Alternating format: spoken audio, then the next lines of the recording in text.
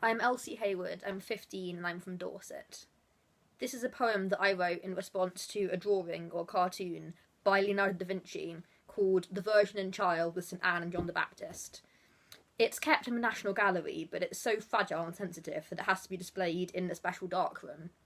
I myself haven't seen the painting actually in years, but it really stayed with me from the first time because of the way that it so perfectly captures the bond between a mother and child and is a symbol for that love everywhere. And it has this touching tenderness about it that seems so timeless, but also because of the fact that it's kept tucked away from the rest of the world in this special darkened room. So this is cartoon. This love is kept in the dark. You only visit it. Through curtain of hush and black, you step into a different colour of time.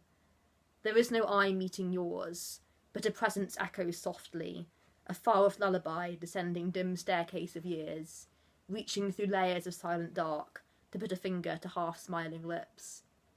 The bodies are near, their shapes too melted, flowing, for time to wrap and carry away.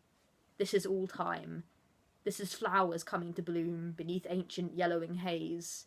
This is warmth of lines meeting, skin against skin, hidden in coolness, the softly steel cradle of gentle strokes, blanket of tender watch. This is a first idea of love, a locket always carried. Somewhere outside this small, still offshoot of the real world, the other threads of a tapestry, living reflections, closer than is thought. This is the heart that keeps the darkness thin,